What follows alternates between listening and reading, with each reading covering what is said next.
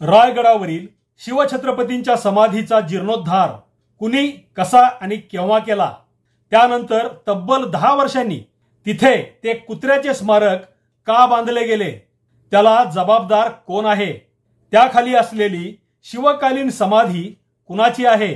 कुत्र्याच्या स्मारकाखाली ती का गाडली गेली? कुंपणानेच शेत खाल्ल्याचा हा दळभद्री प्रकार काय आहे? कायदा मोडून बेकायदा अतिक्रमण कसे झाले? शिवसमाधीचे स्थान खास कुणाच्या हक्काचे आहे? शिवसमाधीचा परिसर कलंकित करणारे ते कुत्र्याचे स्मारक काढता येईल का? सादर आहेत 3 बिनतोड, बळकट, अभेद्य मुद्दे आणि कारणे, अर्थात नेहमीप्रमाणेच पुराव्यानिशी. नमस्कार इतिहास मित्रांनो. रायगडावरील वादग्रस्त ठरलेले वाघ्या कुत्र्याचे स्मारक तसेच राहू द्यायचे की काढून टाकायचे या प्रश्नाचे उत्तर देणारा आणि त्यामागील कारणे काय या महत्त्वाच्या प्रश्नाचे सुद्धा उत्तर देणारा हा शेवटचा भाग आहे. यामध्ये आपण कोणकोणते मुद्दे जाणून घेणार आहोत ते मी सुरुवातीला सांगितलेलेच आहे. तसेच आपल्या या चॅनेलवरील गेल्या 5 भागात तो कुत्रा कसा काल्पनिक आहे ते आपण पाहिलेलेच आहे. त्यामुळे आता थेट या भागातील मुख्य विषयाकडे वळूयात. आधी त्या कुत्र्याच्या स्मारकाखाली काय आहे, नंतर कुंपणानेच शेत खाल्ल्याचा प्रकार आणि शेवटी सर्वात महत्त्वाचा असा शिवरायांच्या समाधीबद्दलचा एक मुद्दा. अशा क्रमाने आपण हे पाहणार आहोत. चला तर आधी शिवसमाधी जवळ जिथे सध्या कुत्र्याचे स्मारक आहे त्या ठिकाणी मुळात काय होते ते पाहूया. 1885 साली रायगडावर गेलेल्या आर्थर क्रॉफर्ड याने शिवरायांच्या समाधी जवळच असलेल्या एका 3 थरांच्या चौकोनी चौथऱ्याचे sketch our troubles in Poona and the Deccan या पुस्तकात दिले आहे. त्या चौथऱ्याला क्रॉफर्ड शिवरायांच्या देहाचे दहन ज्यावर केले तो कट्टा असे म्हणतो. 1896 सालच्या गोगटे यांच्या पुस्तकात महाराजांच्या समाधीच्या पूर्व बाजूस 3 हात औरस चौरस अशी दुसरी एक समाधी आहे. ही महाराजांच्या आवडत्या कुत्र्याची होय. आणि यापुढे लेखक या संबंधाने अशी गोष्ट सांगतात की हे शब्द वापरून बाकीचे वर्णन करतो. क्रॉफर्डने ज्याचे स्केच दिले आहे त्याच चौथऱ्याचे हे वर्णन असून इथे त्या चौथऱ्याला समाधी म्हटलेले आहे आणि त्याचे माप 3 हात औरस चौरस असे दिले आहे. 1 हात म्हणजे 1.5 फूट ते 2.25 फूट लांबी असते. म्हणजे ती समाधी 4.5 फूट बाय 4.5 फूट किंवा जास्तीत जास्त 5 फूट बाय 5 फूट इतक्या आकाराची होती. 1896 सालच्याच रायगडाची माहिती या पुस्तकात महाराजांच्या समाधीच्या जवळच दुसरी एक समाधी आहे, ती महाराजांच्या आवडत्या कुत्र्याची आहे असे म्हणतात, असे वर्णन आहे. 1896 सालच्या दोन्ही पुस्तकांचे लेखक अशी गोष्ट सांगतात की आणि असे म्हणतात हे शब्द वापरून त्यांच्या वर्णनातील कुत्रा हा ऐकीव कथेतीलच आहे हे स्पष्ट करून त्या लहान समाधीला कुत्र्याची समाधी असे म्हणतात. यानंतर प्रकाशित झालेल्या राजधानी रायगड या 1929 सालच्या पुस्तकातील नकाशात शिवसमाधी जवळच्या त्या लहान चौकोनी समाधीला कुत्र्याची समाधी असे नाव दिलेले आहे. थोडक्यात असे की महाराजांच्या समाधीच्या पूर्व बाजूला 5 फूट बाय 5 फूट या मापाचा चौकोनी आकाराचा एक समाधी चौथरा होता हे मात्र इथे सिद्ध होते. या समाधीला कुत्र्याची समाधी असे बिन पुराव्याचे नाव पडण्याचे कारण म्हणजे एकतर कुत्र्याने शिवरायांच्या चितेत उडी घेतल्याचा संपूर्णपणे खोटा पण अत्यंत आश्चर्यकारक वाटणाऱ्या त्या प्रकाराचा संबंध त्या समाधीशी जोडण्यात आला आणि दुसरे म्हणजे शिवरायांच्या पत्नी राणी पुतळाबाई साहेब रायगडावरच सती गेल्याचा इतिहास एकतर त्या लेखकांना माहिती तरी नव्हता किंवा माहिती असूनही जाणीवपूर्वक त्यांनी पुतळाबाईंचा उल्लेख टाळला असावा. म्हणूनच ऐकीव कथावाले लेखक त्या समाधीला पुतळाबाईंची समाधी म्हणतच नाहीत, कारण त्यापेक्षा त्यांना त्या कुत्र्याची दंतकथा जास्त आवडलेली दिसते. आता ही समाधी कुणाची या प्रश्नाचे उत्तर आपल्याला इतिहासात मिळते ते असे. शिवरायांच्या निधनानंतर संभाजी महाराजांच्या विरुद्ध जो कट झाला तो कट मोडून काढून रायगड ताब्यात घ्यायला शंभूराजांना जवळपास 2 महिन्यांचा काळ लागला होता. आषाढ शुद्ध द्वितीया शके 1602 म्हणजे 18 जून 1680 रोजी शंभूराजे रायगडावर आले आणि राज्य करू लागले. अशा प्रकारे सर्व स्थिर स्थावर होताच शंभूराजे रायगडावर आल्यानंतर फक्त 9 दिवसांनी आषाढी एकादशीला म्हणजे 27 जून 1680 रोजी शिवपत्नी पुतळाबाई साहेब रायगडावर सती गेल्या। रायगडावरील शिवरायांची मूळ समाधी शंभूराजांनीच बांधलेली आहे हे आपण गेल्या एका भागात पाहिलेलेच आहे। शिवपत्नी पुतळाबाई या रायगडावरच सती गेल्या होत्या, त्यामुळे त्यांची सुद्धा समाधी पुत्र या नात्याने शंभूराजांनीच बांधलेली असणार हे उघड आहे आणि ती समाधी शिवरायांच्या समाधी शेजारीच बांधली जाणे हेच योग्य होते, कारण पुतळाबाई या शिवरायांच्या पत्नी होत्या आणि त्या सती गेल्या होत्या। एखाद्या स्त्रीने सती जाण्याला त्या काळात फार मोठे महत्व होते, कारण सतीचा प्राणत्याग तो सुद्धा अग्निप्रवेश करून हा त्या स्त्रीचा सर्वोच्च त्याग मानला जाई। धार्मिक दृष्टीने सुद्धा त्याला मोठे महत्व असल्याने सतीची समाधी बांधणे हे पुण्यकर्म तसेच निश्चितच महत्वाचे कार्य मानले जात होते। शिवरायांच्या समाधीच्या जवळच ती लहान समाधी असणे आणि पुतळाबाईंची सती जाणे या दोन्ही बाबी आपण लक्षात घेतल्या तर ती लहान समाधी पुतळाबाईंचीच आहे असा निष्कर्ष नक्कीच निघतो। पती जिवंत असताना पत्नीच्या नात्याने घट्ट जोडली गेलेली स्त्री पतीच्या निधनानंतर सती जाणे म्हणजे पती पत्नीचे नाते मृत्यूनंतरही घट्टपणे आणि चिरकाल सर्वांच्या स्मरणात कायमपणे कोरले जाणेच आहे। अशा या पती पत्नींच्या समाध्या शेजारी शेजारी बांधल्या जाणे हे सुद्धा यामुळेच साहजिक आणि उचित ठरते। ती समाधी पुतळाबाईंचीच आहे असा थेट कागदोपत्री म्हणजे अगदी वकिली पुरावा नसला तरी एक बाब निश्चित आहे, ती म्हणजे ती समाधी शिवरायांच्या अत्यंत जवळच्या घरच्याच म्हणजे कुटुंबातीलच व्यक्तीची आहे, त्यामुळेच ती शिवरायांच्या समाधी शेजारी बांधली गेली आहे हे स्पष्ट आहे। पण ती कुठल्याही कुत्र्याची समाधी नाही हे मात्र नक्की आहे, कारण तसला कुणी शिवरायांचा म्हणवला जाणारा कुत्रा कधीच अस्तित्वात नव्हता हे आपण गेल्या 5 भागात पुराव्यानिशी पाहिलेलेच आहे। कुत्र्याची ती कथा बिन पुराव्याची, बिनबुडाची आणि पूर्णपणे अनैतिहासिक अशी आहे। तसल्या त्या ऐकीव कथेला त्या कुत्र्याचा पुरावा मानणे मूर्खपणाचे आहे आणि इतिहास म्हणून त्या कुत्र्याला किंमत 0 आहे। आता आपण इथे कुत्र्याचे जे स्मारक 1936 साली उभारले गेले त्यामुळे नेमके काय झाले ते पाहूया। आधी आपण सध्याचे कुत्र्याचे स्मारक मूळच्या शिवकालीन लहान समाधी चौथऱ्यावरच बांधले गेले आहे का या प्रश्नाचे उत्तर बघूयात। 1926 साली शिवसमाधीवरील दगडी छत्रीचे बांधकाम पूर्ण झाल्यानंतरचा हा फोटो पहा। यामध्ये तुमच्या डाव्या बाजूला ज्या ओवऱ्या दिसत आहेत त्याच्या अलीकडे खाली एक भिंत आणि त्या भिंतीच्या पलीकडे असणारा एका चौथऱ्याचा माथा स्पष्ट दिसत आहे। हा आहे त्या मूळ शिवकालीन लहान समाधीचा वरचा भाग। हा फोटो अर्थातच कुत्र्याचे स्मारक बांधले जाण्यापूर्वीचा आहे। आता याच फोटो सारखा त्याच अँगलने मी स्वतः 2006 साली काढलेला हा फोटो पहा। यात तुम्हाला कुत्र्याचे स्मारक स्पष्ट दिसते आहे। आता हे दोन्ही फोटो सावकाशपणे एकमेकांवर ओव्हरलॅप करून दाखवतो। जुन्या ब्लॅक अँड व्हाईट फोटोत दिसणाऱ्या लाल रंगाचा चौकोन केलेल्या भागाकडे तुमचे लक्ष असू द्या। एकाच अँगलचे हे 2 फोटो एकमेकावर सावकाशपणे ओव्हरलॅप करून पाहिले की हे स्पष्टपणे लक्षात येते की मूळ शिवकालीन समाधी चौथऱ्यावरच सध्याचे कुत्र्याचे स्मारक बांधलेले आहे। कुत्र्याच्या स्मारकाचा पायाचा कट्टा मूळच्या लहान समाधीपेक्षा मोठा बांधलेला आहे आणि त्याच्या पोटात मूळ समाधीचा चौथरा गडप झाला आहे।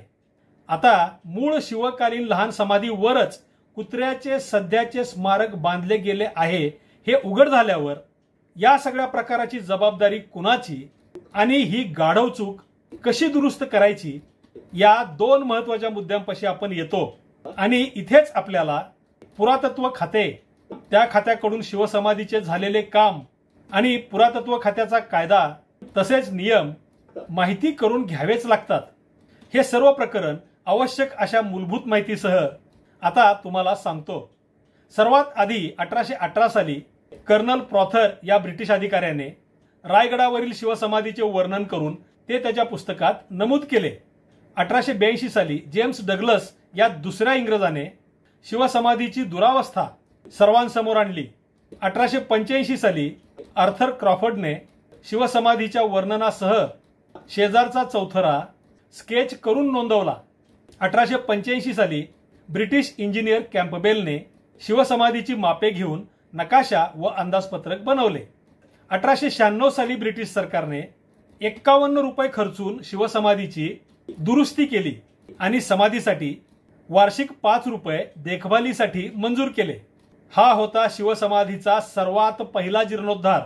इथपासून म्हणजे 1896 सालापासून ते 1923 सालापर्यंत ब्रिटिश सरकारने एकूण 9 वेळा शिवसमाधीचा मूळ अष्टकोनी चौथरा डागडुजी करून, दुरुस्ती करून, दर्जा भरून, साफसफाई करून, झाडे काढून नीट ठेवला होता आणि या कामावर एकूण 1760 रुपये खर्च झाले होते. 1895 साली कैलासवासी बाळ गंगाधर टिळक यांच्या पुढाकाराने रायगड स्मारक मंडळाची स्थापना झाली. 1906 सालापर्यंत या मंडळाकडे 25,000 रुपये शिवसमाधीच्या जीर्णोद्धारासाठी वर्गणी आणि देणगी रूपाने जमा झाले होते. 1906 सालीच मंडळाने रायगडावर करावयाच्या कामांची जी मागणी ब्रिटिश शासनाकडे केली होती त्यामध्ये शिवसमाधीवर दगडी छत्री बांधणे, जगदीश्वर मंदिराची दुरुस्ती करणे, शिवरायांच्या सिंहासन स्थानाभोवती कुंपण करणे, गंगासागर तलावाची गळती काढणे आणि महाड ते रायगड चांगला रस्ता करणे ही कामे आहेत. यामध्ये कुठेही कुत्र्याचा उल्लेख किंवा त्याचे स्मारक व्हावे वगैरे मागणीच नाही. 1909 साली रायगड किल्ला पुरातत्व खात्याकडून संरक्षित स्मारक म्हणून घोषित झाला. त्यामुळे आता शासनाचे पुरातत्व खातेच शिवसमाधीचे पुढील काम करणार हे निश्चित झाले. रायगड स्मारक मंडळाने त्यांच्याकडील रक्कम डेक्कन बँकेमध्ये FD करून ठेवली होती. 1916 साली ही डेक्कन बँक दिवाळखोरीत निघाली. मंडळाची ठेवलेली रक्कम बुडाली आणि त्या रकमेचा विषय संपला. 1920 साली टिळक निधन पावले. यानंतर 1923 सालापर्यंत शिवसमाधीवरील दगडी छत्रीबाबत ब्रिटिश पुरातत्व खाते किंवा मंडळाकडून काहीच हालचाल झाली नाही. 1923 साली मंडळाचे अध्यक्ष MG उर्फ नानासाहेब देशमुख आणि सचिव तसेच खजिनदार असलेले न.चि. केळकर यांनी पुन्हा शिवरायांच्या समाधीवर दगडी छत्री उभारण्यासाठी प्रयत्न सुरू केले. यासाठी मंडळाकडे 12,000 रुपये जमा झाले होते. यावेळी सुद्धा मंडळाच्या मागणीमध्ये कुत्रा किंवा त्या कुत्र्याचे स्मारक बांधणे हा विषय नव्हताच. मंडळाकडचे ते 12,000 रुपये पुरातत्व खात्याकडे देण्यात आले आणि त्यामध्ये ब्रिटिश शासनाने 7,000 रुपये घातले. ब्रिटिश पुरातत्व खात्याकडून इंजिनियर नेमून दगडी छत्रीचा प्लॅन, एस्टिमेट आणि डिटेल ड्रॉइंग तयार करण्यात आले. पुरातत्व खात्याच्या सुपरिटेंडंटची या कामासाठी परवानगी घेण्यात आली. टेंडर काढण्यात आले आणि ती प्रक्रिया पूर्ण होऊन 25 मार्च 1925 ला प्रत्यक्ष काम सुरू झाले.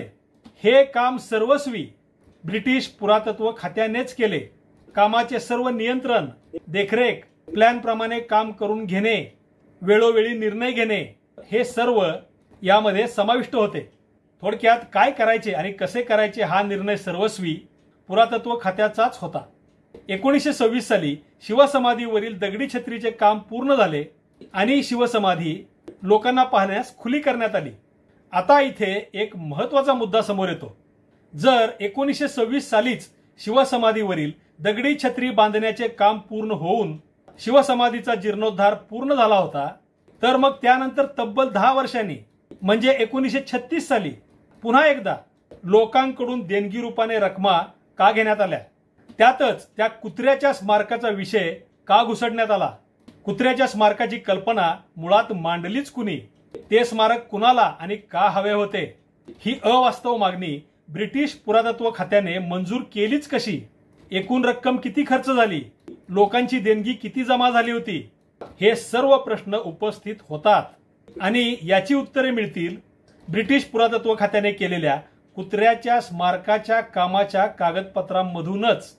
जसे शिवरायांची समाधी आणि त्यावरील छत्रीचे काम कसे कसे झाले त्याची सर्व कागदपत्रे महाराष्ट्र शासनाने 1974 साली Shivaji memorials the British attitude या पुस्तकात छापून प्रसिद्ध केली. त्याचप्रमाणे कुत्र्याच्या स्मारकाची ब्रिटिशकालीन कागदपत्रे सुद्धा प्रकाशात आली पाहिजेत. त्यातच आपल्याला वरच्या सर्व प्रश्नांची उत्तरे मिळतील आणि जोपर्यंत ती उत्तरे मिळणार नाहीत तोपर्यंत आत्ताच सांगितलेल्या प्रश्नांच्या अनुषंगाने कुणावरही आरोप करणे शक्य होणार नाही. पण यामध्ये महत्त्वाचा मुद्दा असा आहे की ते प्रश्न आणि त्यांची उत्तरे सध्याच्या घडीला फारशी महत्त्वाची नाहीत, कारण ते सर्व घडून गेले आहे. त्यातून कुत्र्याचे ते स्मारक का काढले पाहिजे या प्रश्नाच्या उत्तरासाठी ठाम काहीतरी हाती लागणे अवघड आहे. कारण मुख्य प्रश्न आहे तो म्हणजे कुत्र्याचे ते स्मारक उभारले गेले त्याला पूर्णपणे जबाबदार कोण आहे. यामध्ये कुंपणानेच शेत खाल्ल्याचा प्रकार कसा झाला आहे ते समोर आणणे आणि त्यावर उपाय काय आहे हे शोधणे हे खरे तर महत्त्वाचे आहे. थोडक्यात कायदेशीर आणि बेकायदेशीर यातील फरक स्पष्ट करून कायद्याच्याच आधारे ते स्मारक काढून टाकणे शक्य आहे की नाही हाच मुद्दा आता सर्वात महत्त्वाचा आहे आणि आता आपण त्याचीच माहिती घेणार आहोत.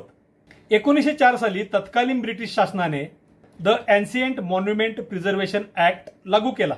1909 साली रायगड किल्ला राष्ट्रीय महत्त्वाचे संरक्षित स्मारक म्हणून घोषित झाला. संपूर्ण रायगड त्यावर त्यावेळी असलेल्या सर्व वास्तूंसह पुरातत्व खात्याच्या ताब्यात आला.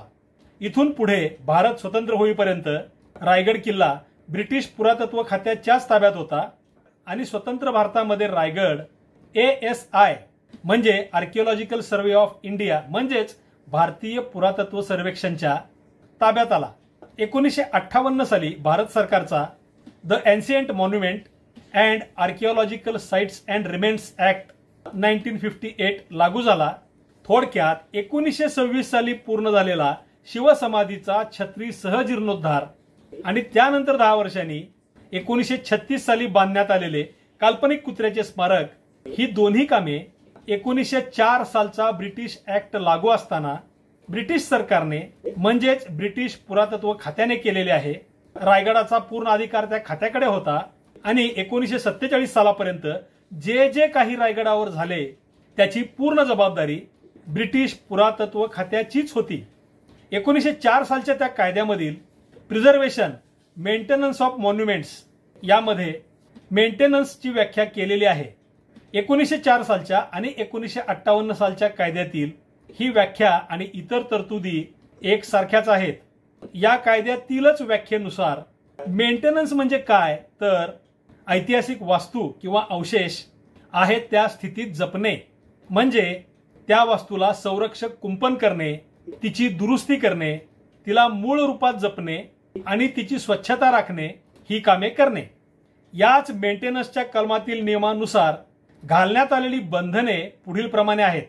संरक्षित वास्तू नष्ट करणे, जागेवरून हलवणे किंवा काढून टाकणे, तिच्यात बदल करणे म्हणजे त्या वास्तूत काही भर घालणे किंवा काही भाग काढून टाकणे, बदलणे किंवा ती झाकून टाकणे, तिचे दिसणे बंद करणे, तिचे दृश्य रूप बदलणे, तिच्यावर दुसरेच काहीतरी करून तिचे रूप विकृत करणे याला बंदी आहे.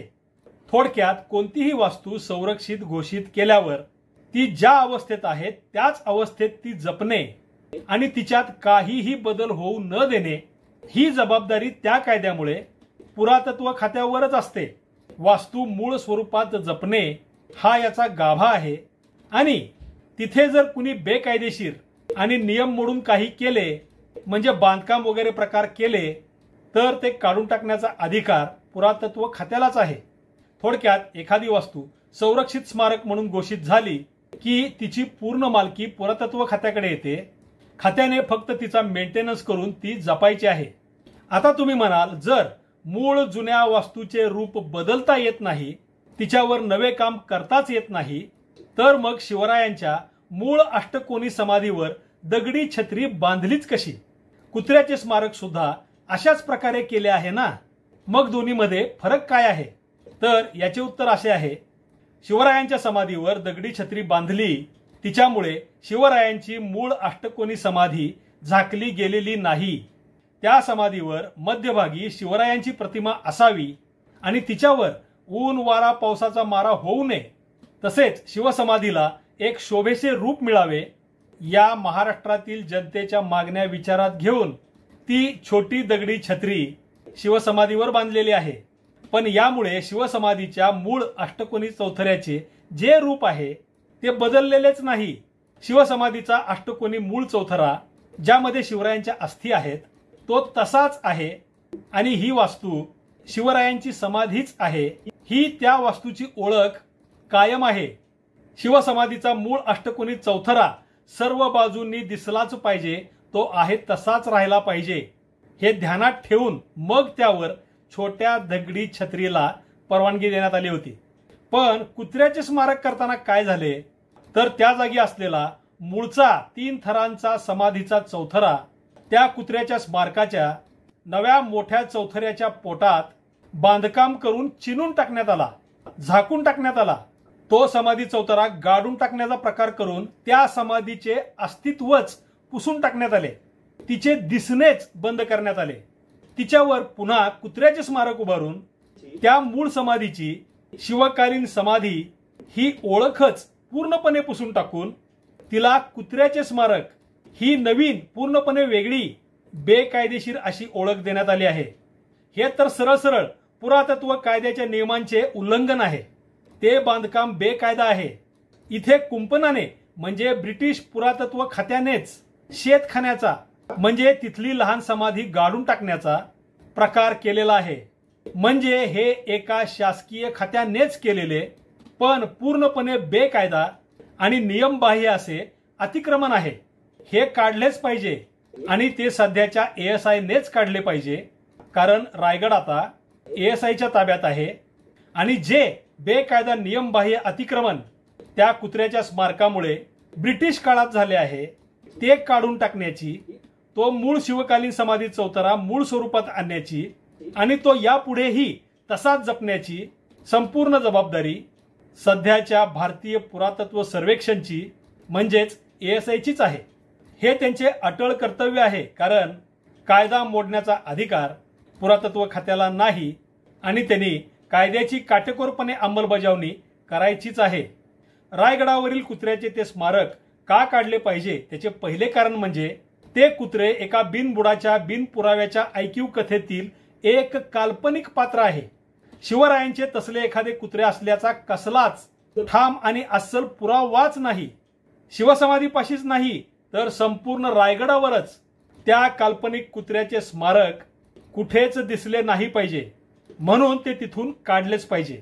आणि दुसरे असेच महत्त्वाचे कारण म्हणजे ते कुत्र्याचे स्मारक ब्रिटिश पुरातत्व खात्याने एन्शियंट मॉन्युमेंट ऍक्टच्या मूळ नियमांचे आणि बंधनांचेच उल्लंघन करून बांधलेले आहे। ते पूर्णतः बेकायदेशीर असे अतिक्रमण असल्याने ते खात्यानेच काढून टाकले पाहिजे। ब्रिटिश पुरातत्व खात्याने केलेली ती अत्यंत दळभद्री अशी चूक सध्याच्या ASIने अशा प्रकारे रायगडावरील कुत्र्याचे ते स्मारक नामशेष करून पूर्णपणे दुरुस्त ही केलीच पाहिजे। याला दुसरा काही पर्यायच नाही। कायदा मोडून केलेले काम कायद्यानेच नष्ट केले पाहिजे। हा झाला कायद्याचा मुद्दा, जो कुणालाच टाळता येणार नाही, दुर्लक्षित करता येणार नाही आणि इतर कशाच्या आड लपवता सुद्धा येणार नाही। आता शेवटचा मुद्दा असाच अत्यंत महत्त्वाचा आहे आणि हा मुद्दा आहे शिवछत्रपतींच्या समाधीच्या पावित्र्याचा, मोलाचा आणि महत्त्वाचा। शिवरायांनी स्थापलेले स्वराज्य, त्या स्वराज्याची अधिकृत राजधानी रायगड आणि शिवरायांचे सिंहासन स्थान असलेल्या या रायगडावरील छत्रपती शिवाजी महाराजांची समाधी यांचे ऐतिहासिक मोल कशातच मोजता येणार नाही इतके मोठे आहे। हे तर महाराष्ट्रालाच काय संपूर्ण भारताला आणि जगाला सुद्धा माहिती आहे। तो सर्व इतिहास हाच आपला सर्वोच्च मानबिंदू, अभिमानाचा मर्मबिंदू आणि सार्वकालिक सर्वश्रेष्ठ प्रेरणा आहे, शक्ती आहे। हे मुद्दाम सांगायची गरजच नाही, पण प्रत्यक्ष शिवसमाधीचे मोल काय आहे हे मात्र आता मुद्दाम अगदी आवर्जून सांगावेच लागेल। या शिवसमाधीच्या अष्टकोनी चौथऱ्यात आहेत खुद्द शिवरायांच्या अस्थी आणि रक्षा, त्या युगप्रवर्तक अशा महाराष्ट्राच्या महादेवाच्या प्रत्यक्ष शरीराचे उरलेले अवशेष, खुद्द शिवछत्रपतींच्या अस्तित्वाचा भौतिक पुरावा असलेल्या त्या अस्थी म्हणजे आपल्याला लाभलेला पृथ्वी मोलाहूनही जास्त मोलाचा असा ऐतिहासिक ठेवा आहे। याचे पावित्र्य आणि मोल सांगायला शब्दकोशातील सर्व शब्द सुद्धा अपुरेच पडतील। ही जी शिवसमाधीची जागा आहे ना, ती खास खास अगदी खास फक्त शिवरायांचीच आहे। ही अशी जागा आहे जी शिवरायांच्या देहाच्या अवशेषांना त्यांचे कार्य संपल्यानंतर हक्काची जागा म्हणून लाभलेली आहे। आणि ती करून दिली आहे, स्थापली आहे खुद्द शिवपुत्र छत्रपती संभाजी महाराजांनी। इथे जणू महाराजच गेल्या 350 वर्षापासून चिरनिद्रेत शांतपणे स्थिरावले आहेत। म्हणून ही एकच जागा, हे शिवसमाधीचे स्थान खास फक्त शिवराय यांचेच आहे। या जागेच्या आसपास कुणालाच कसलेच स्थानही नाही आणि महत्वही नाही। इथे फक्त महाराजांचीच समाधी असली पाहिजे। आणि ती कशी दिसली पाहिजे? शिवछत्रपतींची ही समाधी पूर्वेकडून पाहताना समाधीच्या मागे जगदीश्वर मंदिरच दिसले पाहिजे। उत्तरेकडून पाहताना समाधीच्या मागे शिवकालीन ओवऱ्याच दिसल्या पाहिजेत। दक्षिणेकडून पाहताना समाधीच्या मागे सह्याद्रीची बेलाग पर्वत रांगच दिसली पाहिजे। आणि पश्चिमेकडून पाहताना समाधी मागे फक्त अथांग आभाळाखाली रायगडाचे पूर्व बाजूचे पठारच फक्त दिसले पाहिजे।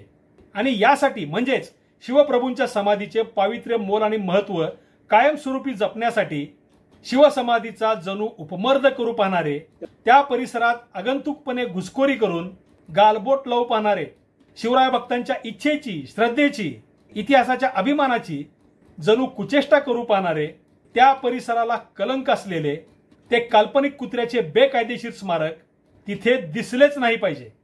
तसे ते दिसणे म्हणजे शिवसमाधीच्या पावित्र्याचा, मोलाचा आणि महत्वाचा उपमर्द होत असताना ते सहन करण्यासारखे आहे। शिवसमाधी आणि शिवसमाधीच्या परिसरात कुणाचेही कसलेही आधुनिक स्मारक किंवा पुतळा दिसलाच नाही पाहिजे। शिवरायांच्या समाधी शेजारची ती लहान समाधी, मग ती पुतळाबाईंची असो की आणखी कुणा अज्ञात व्यक्तीची असो, ती मूळ अवस्थेतच शिवसमाधीच्या शेजारी दिसलीच पाहिजे। ती समाधी कुत्र्याचे स्मारक बांधताना त्या स्मारकाच्या कट्ट्यात चिनून टाकली आहे। हे तर सरळ सरळ इतिहासघातकी, ऐतिहासिक वास्तुघातकी आणि शिवचरित्र घातकी असे भयंकर दुष्कृत्य आहे। तिथे कलंक असलेले ते कुत्र्याचे स्मारक काढून टाकून शिवसमाधीच्या परिसरातील एक अक्षम्य चूक आता दुरुस्त केलीच पाहिजे। नाहीतर शिवसमाधीचे पावित्र्य, मोल आणि महत्व न कळण्याइतके आपले मेंदू बथड आहेत आणि आपली मने कोडगी निर्लज्ज झालेली आहेत, यावर शिक्कामोर्तब होऊन मतिमंद निष्क्रियतेचे जाहीरपणे प्रदर्शन केल्यासारखे होईल। अफजल खानाच्या कबरीभोवतीचे बेकायदा अतिक्रमण जसे काढले गेले, तसेच शिवसमाधी शेजारचे ते कायदा मोडून बांधलेले कुत्र्याचे स्मारक काढले गेले पाहिजे। यासाठी महाराष्ट्र शासनाने पुढाकार घेतला पाहिजे।